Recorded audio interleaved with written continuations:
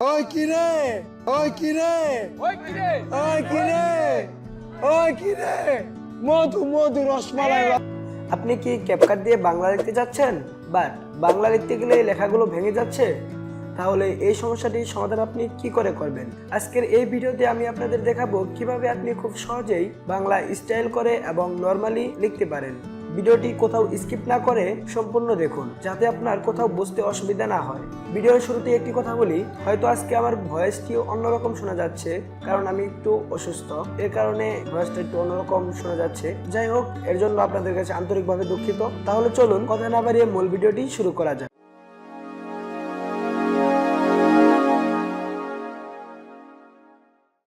প্রথমে আমাদের যে কাজটি করতে হবে, ক্রোম ব্রাউজারটি ওপেন করে নিতে হবে। ক্রোম ব্রাউজারটি ওপেন করার পরে আমাদের সার্চ বারে গিয়ে সার্চ করতে হবে বাংলা ফন্ট স্টাইল।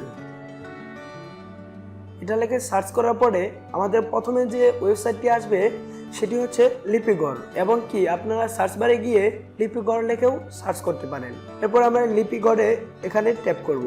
লিপিগড়ে ট্যাপ করার পরে আমরা এখান থেকে একটি ফন্ট ডাউনলোড করে নেব আমাদের ইচ্ছা মতো। আপনারা আপনাদের ইচ্ছা মতো ফন্টটি ডাউনলোড করে নেবেন। এখানে আপনি প্রিমিয়াম ফন্টও পাবেন এবং ফ্রি ফন্টও পাবেন। আপনার যেটা ভালো লাগে আপনি সেটি নিতে পারেন। যদি প্রিমিয়াম ফন্ট নিতে চান তাহলে আপনাকে টাকা দিয়ে ফন্টগুলো কিনতে হবে। তাহলে আমরা যেহেতু ফ্রি ফন্ট ইউজ করব, তার জন্য আমরা ফ্রি ফন্টে ট্যাপ করব। এবার আমরা আমাদের ইচ্ছা মতো একটি ফন্টকে ডাউনলোড করব।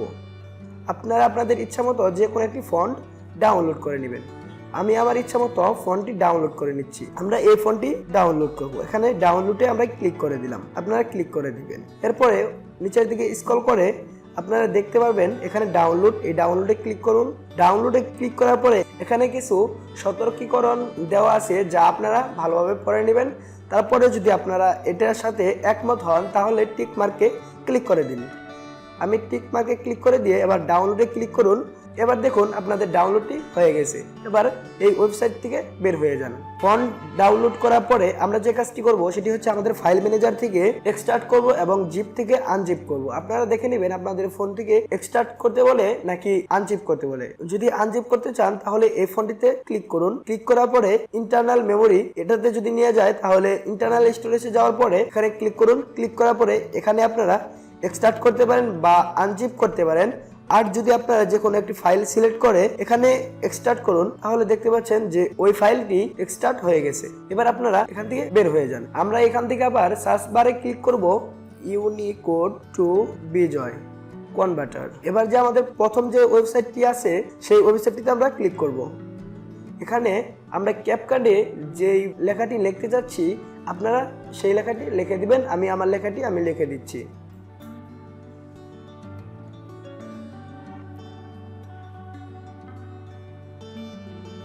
এরপরে আপনারা দেখতে পাচ্ছেন আমার লেখাটি হয়ে গেলে এবার আপনারা এখান থেকে ইউনিকোড থেকে বিজয় এখানে ক্লিক করুন।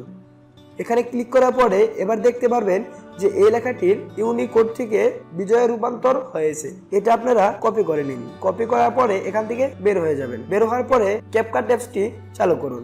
এবার আপনারা এখান থেকে নিউ প্রজেক্ট এখানে ক্লিক করে আপনারা যে কোনো একটি নিউ প্রজেক্ট নিয়ে নিতে পারেন। আপনাদের সুবিধার্থে আমার একটি প্রজেক্ট নেওয়া ছিল, এর কারণে আমি এই প্রজেক্টটি দিয়েই দেখাচ্ছি। যেহেতু আমরা টেক্সট লিখবো এর জন্য আমরা টেক্সটে ক্লিক করব। টেক্সটে ক্লিক করার পরে অ্যাড টেক্সট এখানে ক্লিক করব। এখানে ক্লিক করার পরে ইন্টার টেক্সট এখানে আমরা আমাদের কপি করা টেক্সটটি বসিয়ে দেব। বসিয়ে দেওয়ার পরে আপনারা দেখতে পাচ্ছেন এটা কিন্তু যেটা আমরা কপি করছি সেটাই কিন্তু রয়েছে। এর জন্য আমরা যেহেতু বাংলা লিখবো তাহলে আমরা বাংলা ফন্টটি কিভাবে অ্যাড করব, মূল প্রশ্ন এখানেই। তাহলে আপনারা ধৈর্য ধরে একটু দেখতে থাকুন কিভাবে আমি বাংলা ফন্টটি এখানে লিখি।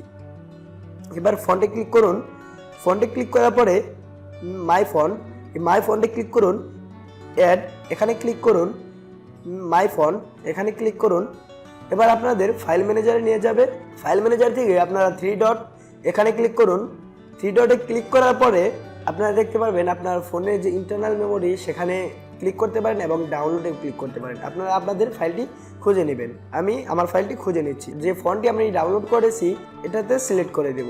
এটাতে সিলেক্ট করার পরে V1 এ আমরা ক্লিক করে দেব। এখান থেকে যে কোনো একটি সিলেক্ট করে দেব। এবার সিলেক্ট করে দেওয়ার পরে আপনারা দেখতে পাচ্ছেন যে আমার ফন্টটি এখানে অ্যাড হয়ে গেছে। এই ফন্টটি অ্যাড করার পরে এরপরে আমাদের যে ফন্টটি অ্যাড করা হয়েছে সেই ফন্টটিতে আমরা ক্লিক করে দেব। এবার কিন্তু আপনারা দেখতে পাচ্ছেন যে আমার ফন্টটি এখানে বাংলা হয়ে গেছে এবং খুব ভালো স্টাইলের একটা ফন্ট হয়ে গেছে। এবার আপনারা এই ফন্টটিকে চাইলে অনেক স্টাইল করতে পারবেন, তারপরে ইফেক্ট দিতে পারবেন, এরকম ইফেক্ট দিতে পারবেন, যে কোনো এফেক্ট, তারপরে অ্যানিমেশন করতে পারবেন। সো এগুলো আমি দেখাচ্ছি না, আপনারা দেখে নেবেন। এভাবে আপনি চাইলেই খুব সহজে বাংলা স্টাইল করে লিখতে পারেন এবং নর্মালি লিখতে পারেন।